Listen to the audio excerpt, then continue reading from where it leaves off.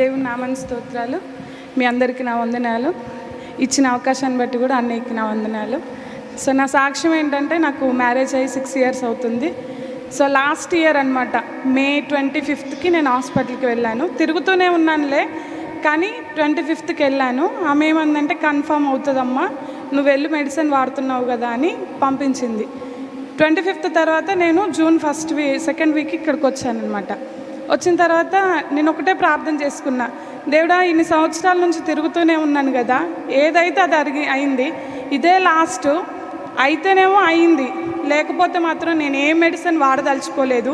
నేను ఖచ్చితంగా నువ్వు ఇచ్చినాడే నేను తీసుకుంటానని దేవుడికి ఇక్కడే వచ్చి మోకాలు దండేసి చాలా ఏడ్చుకుంటూ ప్రార్థన చేశాను.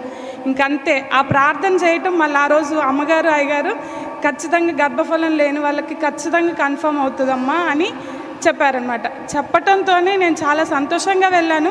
ఒకవైపు డౌట్ ఉండేది, కానీ దేవుడు అద్భుత రీతిగా నా జీవితంలో గొప్ప కార్యం చేశాడు. నేను డెలివరీ ముందు కూడా అన్నయ్యతో వచ్చి ప్రార్థన చేసుకొని వెళ్ళాను.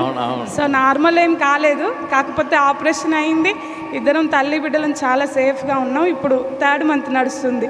దేవుడిచ్చిన అవకాశాన్ని బట్టి, నా జీవితంలో చేసిన గొప్ప మేలుని బట్టి, మీ అందరి ప్రార్థనల వల్లే ఇలా జరిగిందని నేను అనుకుంటున్నాను. కాబట్టి సో ఈ సాక్ష్యాన్ని దేవుడు దీవించిన గాక. ఆమేన్. అందరికీ శుభవార్త.